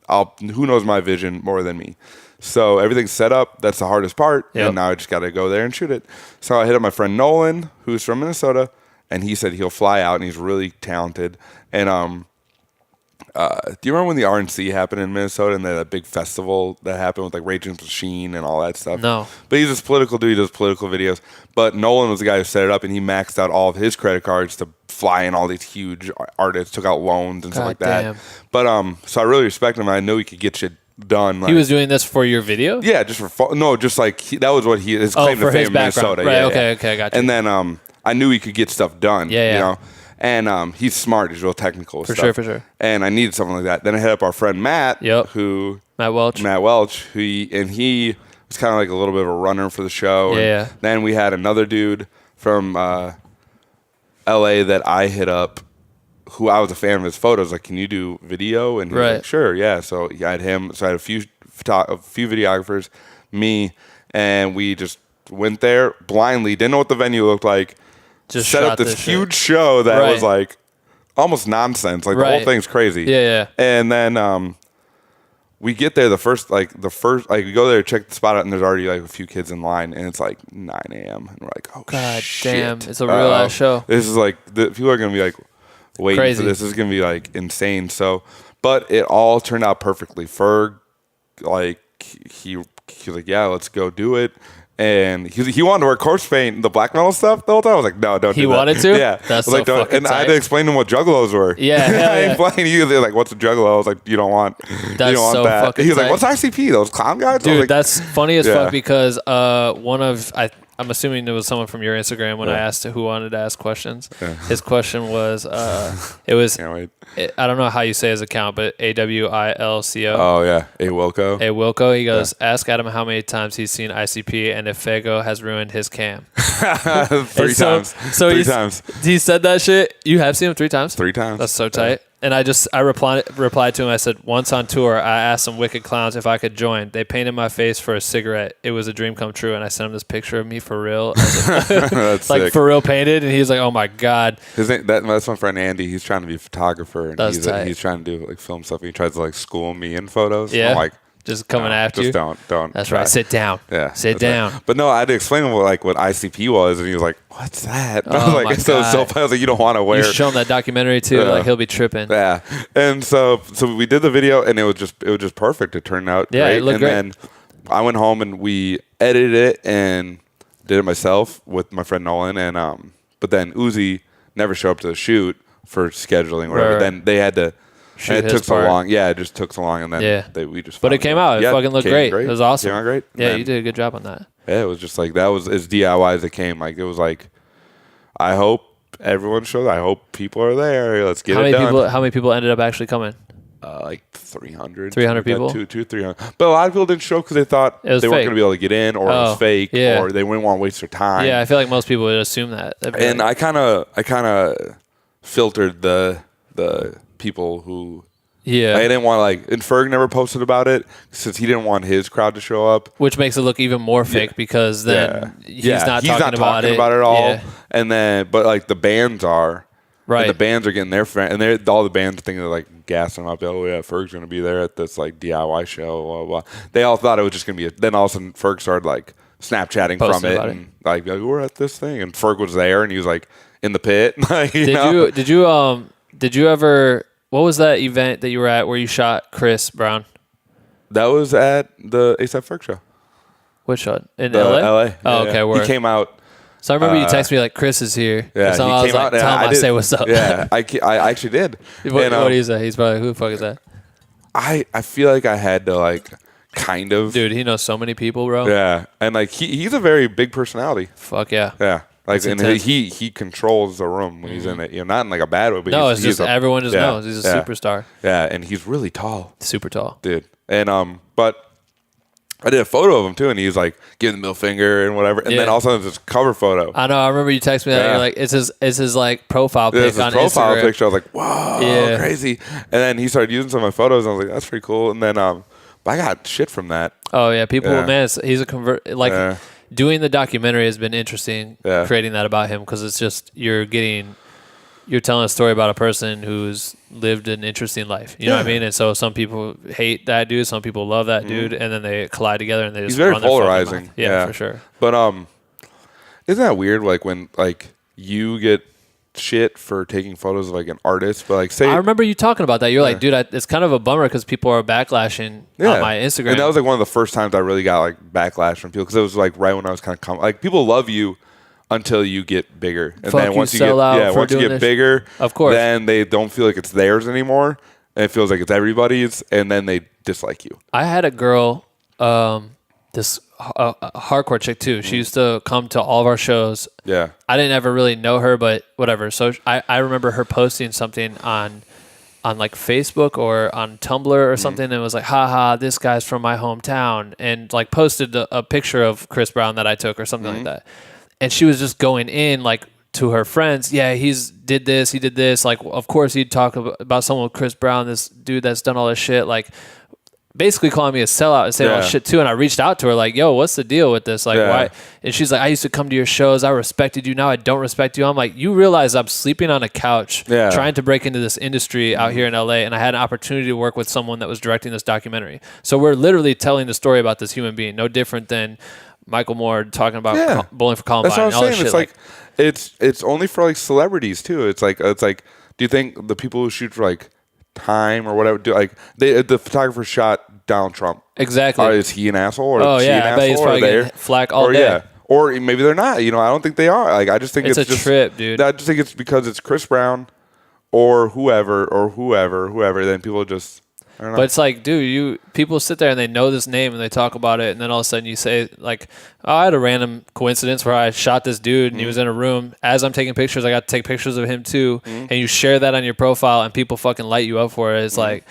It's an interesting, touchy subject for a lot of people. Yeah. You know, when you get to, like, if you were to shoot Donald Trump right now and post it, it looks like you're pro Donald Trump. For you might not be. Yeah. But it's you're still you took a documenting photo. something, Yeah. you know? That's what your job is. You capture images. You know what I mean? Like, it's so It's fucking like you get funny. sent on a mission for the paper. Absolutely. You know? It's crazy. So, damn, this has been a good fucking. You're out in LA right now to shoot with Lil Peep. Lil Peep. What festival? Day and Night. Day and Night Festival. That's tomorrow? Yeah. It's gonna be kind of interesting. I've never met Lil Peep, and I don't even know if Lil Peep knows that I'm coming. His manager is a guy. He's a fan of my stuff. Yeah. And they do this thing called Nature World Night Out, and it's like half punk, half hardcore. And I have punk, half hip hop. Really? So yeah, it's sick. So where's that at? Every year happens at the Union. The Union in LA. Oh, okay, word. So it's like two stories. Like last year, it was like the headliner was Cameron. Yep. Then No Warning, the hardcore band played. What the fuck? Yeah. And then Spooky Black would play. Oh, And wait, then- I remember hearing about this. Yeah, then yeah. Antoine, then Yeah, like yeah. Lil Ugly Mane, then like Jesus Piece, the hardcore band. Every other artist. Every other thing That's was like, so and sick. it was like underground. So I went to both years, and last year they flew me out, and the year before that I just went because Yeah. I wanted to. I thought it Opportunity. was crazy, you know. But that investment got you yeah, out the but it was like next year. the first year was Soldier Boy and Trash Talk and like That's so Antoine sick. and like Goth Money and all this stuff, and then like, but then I didn't realize that the guy who's kind of helped set up all that is Antoine's manager and also Lil Peep's manager, and he also manages No Warning. So it's like these three artists that are just wild. And then he loves my stuff, so he's like, I want you to come out and work with Lil Peep. And Yeah. like they actually, this is the one time where I signed away the rights to the photos. For sure. Where they own. So like, really? They own whatever I get for this Interesting. one. That's Yeah. interesting because I feel like a lot of people don't worry about that. Like they don't even think about that. Like just send me the pictures. I won't post it on Instagram. They don't think about what that image could Yeah. be used for. Yeah. I guess in a weird way. They're like, well, whatever you get, we kind of get the rights to it. We'll Interesting. give you XYZ and then, Yeah. So, but it's gonna be cool. I mean, I don't even know. Like, and that's what I said. Like, I've only met Lil Peep once. He Yeah. posted a few of my photos, and I just really don't think he even. It's not gonna be like a. No. I'm just going to work. Yeah, absolutely. For him, like What else are you gonna try to do when you're out in LA? How long are you here for? I'm here till Sunday at night.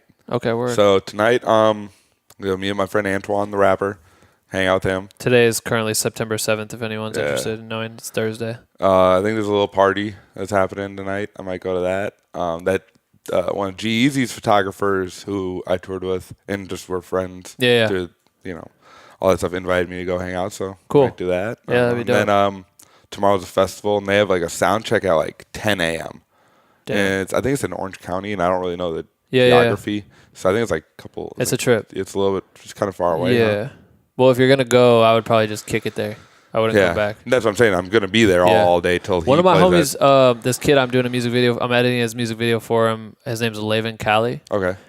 He's performing there. His Oh, band's playing at like 1:30. They're like early. Oh, okay. Yeah. It's like they're brand new, but they're like they're gonna be super huge. Cool. I already know it. Like Yeah. this video we're doing is sick. I think it's cool because it's like almost like it's almost like what the hardcore and punk scene is now. Like I'm gonna go and hang out with some of my friends. Like Puya's gonna be there. I'm cool with him and all those people. It's gonna be cool. That'll be dope. And then I think Travis Scott's the headliner tomorrow. Oh shit. But it sucks because I really also want to come back and go to the Union because Terror's playing with No Warning Damn. and all that stuff and Damn. Backtrack and all them. Or So is the manager like hitting the festival and then coming straight to that? I couldn't tell you. I don't Yeah. know. Tomorrow I'm You'll learn it flying all by the tomorrow. seat of my pants. Like they're like, yeah, we'll just pick you up and we're going. And Like, so he okay. plays at 7:30 and 7 to 7:30, and then That's it. hopefully I get some photos and hopefully I get a ride back. Right. you Yeah, know. no And then, shit. What's your future plans? What else you got in store? You're still, I mean, like at this point, you're still my working. a Ghost regular Main video job. just came out, Yeah. which is doing pretty well. Well, okay, I'm gonna link to all these things we talked about. This I'm gonna put it in whatever this is, the bio or my fucking website. I'll create a blog post about this and shit. Yeah, so that just came out, and hopefully I'm gonna get a little more work from that. I have another video with ASAP Ferg I'm gonna do When's that shoot? the 24th Of this month? hopefully. September. Yeah. Yeah. Cool. Yeah. That's in New York, right? Yeah. Word. And then, like I said, it just day to day, every day. Figuring it out. Figuring it out, you know, like I would like to have a little more stability sometimes, you know, because like I'm getting to the point where it's like I feel like I know my worth and I know what I can do, and I feel like I have fans and people like what I do. And my stuff's kind of different, you know. I feel like my stuff is different. Oh, this is what. Okay, so here's a good point, because I mean, we're all this comes down to getting like having your life be paid for. You know what I mean? Like you're trying to figure out how to pay for life and do what you're trying to do. You sell a lot of prints, and you'll do like random print sales, right? Yeah. Are you finding that helps you? Yeah, offset it does. Some costs. Yeah, it does. But you got to find the right people for that. You know, like I don't have like a. So not just sitting there waiting for you to put up something for sale. Yeah, but I'm trying to think of like little ways to do drops where people get like excited about it, like you know, like the where it's like limited edition. People are waiting for it, and then but I gotta figure out my own little way of spinning it to make it my own. If people want to buy shit from you right now or check out what they can buy to support DM you, me. Just DM me. On That's Instagram. all it is. You don't even have a website. No, dog. Told you, man. You could make it so much easier if you just made a website. I'm telling you, man. I do everything the hard. Like, I don't want to. Hardest way. You waited until. Look at what would have happened. Think about if you had Instagram earlier. I know. I think about these things a lot in my life, where I just lay in bed. Squarespace or Wix or something. You can probably pull it. All right. So DM Adam on Instagram if you're trying to buy shit. Find me on MySpace. Just see what he's carrying. I guess at the time he might have some pictures. I want to ask you some questions. I opened it up. Honestly, we put this together like so last minute. I always try to post that I'll have someone. Yeah. Again, this is only my third podcast, so I always try to. I've only done this fucking 3 times. But I posted on Instagram and Facebook real quick just to see if anyone would read it in the middle of the afternoon today for like 30 minutes. I had a couple of responses. So this dude from Black with No Cream in the actual Facebook group, the private Facebook group, he asked, his name's Chris Doomer, Dummer. I don't know. I always fuck up their names too. Yeah. That's going to be a thing. Some tips on getting into the local concert scene, especially Minneapolis, for photo and video people would be dope. So if you were trying to get into it right now. Is he from Minneapolis? I think he is. I feel like I've heard him say something. No, just kidding. Yeah, no, he ain't getting in. You're not taking not my with spot. Me, right. No. but like, I guess you have already said stuff. Know the promoter, things like that. Try to become friendly with the venues. And get friendly with the people outside of the shows, you know what I'm saying? Because or work for a publication, or make your own publication, or like make a fake website, you know, like, or just has DMing artists and artist crew helped you very much? It has every now and then, like not like we let a lot of people. I know for sure we let a lot of people into shows on tour when we were getting DM'd all the time. Yeah, I mean it'll work, you know, if it'll come down to but like I kind of know a lot of the promoters, so the promoters just slide me through. I'd say get to know promoters. 100%. And because they're looking for content too, just like how I said with how I started promoting shows. Right. And I started taking photos. They want photos to prove why they're, obviously find numbers. Exchanges. That's like super important. Use your talent as currency. You know what I mean? Yeah. And don't, and like if you're just starting, like sometimes I hate it so much, like when photographers just start and they just start talking like that they're owed something. Right. Right away they look at it like this is my job. Why am I not here? Why am I not? They get salty about not getting passes or this or that. And I'm like, if you got paid for every photo you take, you'd be fucking rich as dude. Yeah. And it's just like, it's been 12 years for me. It's like, you got to put in a little bit of work. 100%. And like, you know, it's like, don't expect anything. Right. You know, like just go for it. And like what comes your way is going to be good. Like, you know, but like if you give off this, like, this energy that people are not going to fuck with. Like this one kid couldn't get in sound set and he made a shit fit. Like he wrote everybody, blasted them, and they're like, well, you can never shoot sound set again. Wow. You know what I'm saying? So it's like, he just fucking shot himself in the foot. Yeah. And he'd been shooting photos for 2 months. You know, it's like, why? Like, so don't be that guy. Don't be that guy. And just get to know people outside of the artist. Cause the artists, if you write like, hey, it's hard to get their attention, I'm not bro. gonna, you know, like, can I come take photos? They're like, I don't care. Yeah. You know, like they don't care. They know someone's gonna be there anyway. And they probably have their own guy. So I always say, look at the crew that they're with. If you do deep research and try to figure out who manager is, who the road manager is, who this person is. Like the labels probably won't give a fuck. No, don't do this. Like, but try everything. I always exhaust all of your options and then just stand outside. And that's like I've done that a million times. When I was younger, I used to make fake photo passes. Dude, so did I. Because there's this venue that I started putting 2 and 2 together, that the photo pass was the promo photo that this venue would always post. Yeah. because it was like, oh yeah, check them out, and it was always for some reason the laminate. Fucking so I'd like make it idiots. and like put it in there and slide it through, and all you need to do is get through that one time, Yep. and then you're good. Dude, like, boom, boom. I think like because I remember we would post. I learned like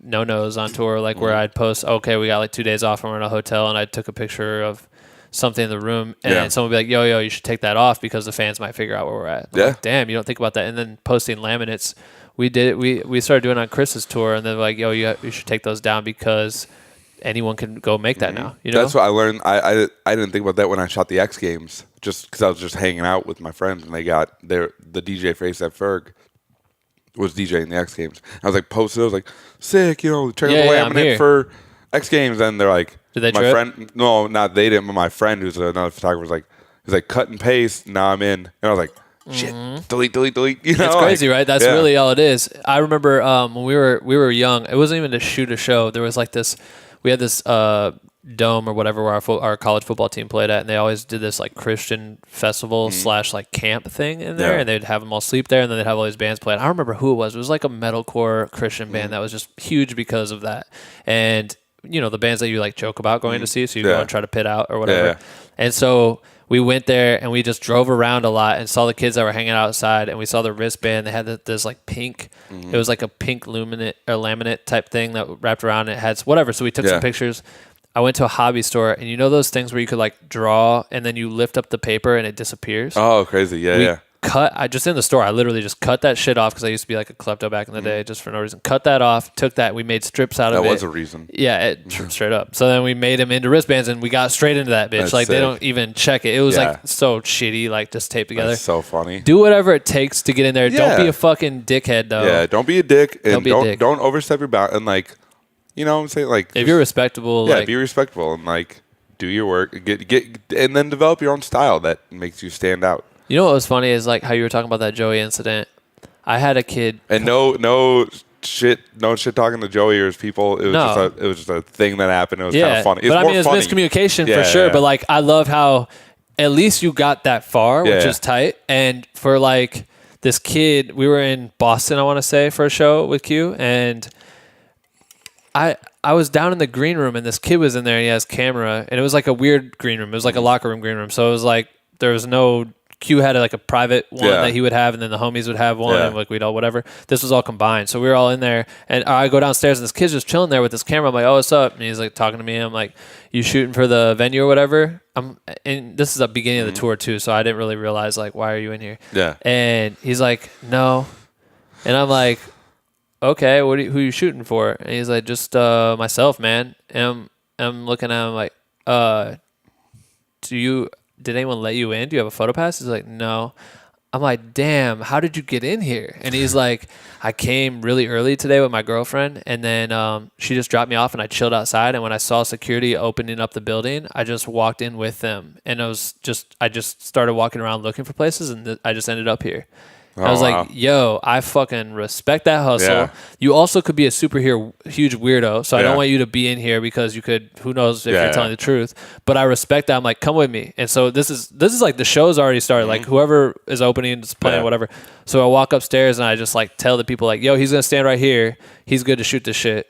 Or whatever, and this kid was like, "Thank you, bro. Thank you so much." Blah blah blah. And I'm like, because if you stay in here, Big Mingo's about to come in and fuck you up for being in our room. Like, just post it up with a camera. His camera's out, all this shit. I'm like, you're not supposed to be in here, but that's crazy. That's tight. That's what I used to do, bro. Yeah, like, good for you. Yeah, that's fucking I used to power. do stuff like that all the time. Yeah, it was just crazy. Like that's what I'm saying. Like, don't be afraid to have something crazy happen to you in your life. Like, what's the worst thing's gonna happen? They'll throw you out, right? Or they'll say no. I mean, what if Q walked in and then Q and this kid are the only ones there? Obviously, the venue should have never allowed that to happen. But it could have been a normal interaction where it could have been something like, "What do? You take photos? Yeah. Oh, all right. Well, you ain't supposed to be in here, bro." Or what if he's like, "Cool, shoot me right now," or something like that. You never know what that shit. No idea. So by chance, that could have been a best scenario. By chance, he was lucky. I walked in. You know what I mean? Because then he got to shoot the show. But crazy. I love that. So just work hard and be a normal person and not a weirdo.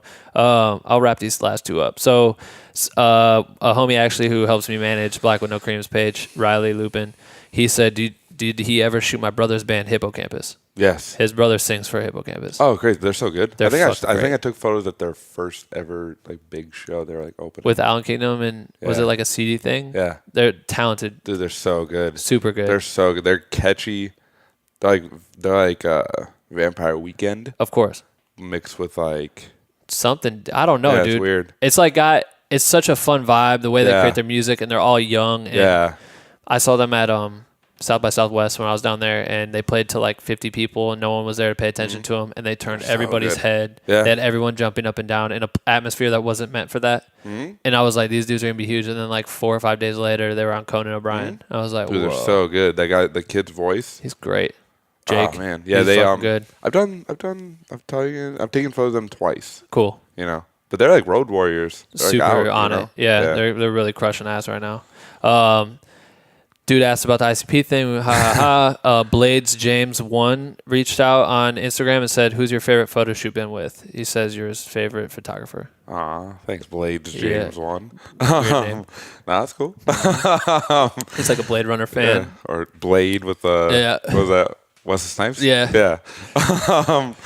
Favorite photo shoot? He's talking about like I think anything goes. I'd have to say probably Nature World. Nature World? Yeah, the first one, because it was punk rap. It was so fast and fun, and you could just. It was just sick. Everybody was there, and it was just cool, you know. That's tight. Yeah, I'll post some links so you guys can see that. Well, shit, dude, I appreciate you coming on. Yeah, man. Coming out of the way to come to my crib and dude. sit here in my kitchen and it's been a long shoot time. the shit. I know. We really haven't seen each other since probably that Q tour. And that was so fast. It sucked. Like, we were in and out. It was like super in and out. But yeah, it's been a long time. Well, I appreciate it. How can people find you and buy your shit, find you and send you money? One day it'll be AdamDeGross.com. I already own the rights to it. So write that, save that, bookmark it. Adam DeGross, DEGROSS on Instagram, and then Adam DeGross 87 on Twitter, and then just DeGross on Tumblr. People forget about Tumblr. I never use it anymore. Dude, it's crazy. I You get a whole like bunch. it? Yeah, I get. Really? Yeah, my photos get way better. Damn. My crazy like weird ones. Who the fuck's on there? Weird people. You can post like the weirdest stuff, like my stuff I can't post on Instagram. Super aggressive shit on Tumblr. I can post I'll post on Tumblr and I'll just do huge. I'll do like 10,000 reblogs and stuff like that. All right, yeah, guys, make sure you check him out. He's super, super talented and obviously on the come up right now. So follow him and I don't know. That's it. That's the end of this podcast. How do I end it? Sneak in the shows. Sneak in the shows. Yeah. Just be respectable. Nah. Just be a dick. All right, this is over. Bye. Bang, bang, bang, bang, bang. That's it. That's the end of the episode. Adam, thank you for hopping on. I appreciate it. I hope everyone took some shit away from this. This was a great conversation. Adam is a dope photographer. Make sure to follow him on all his platforms.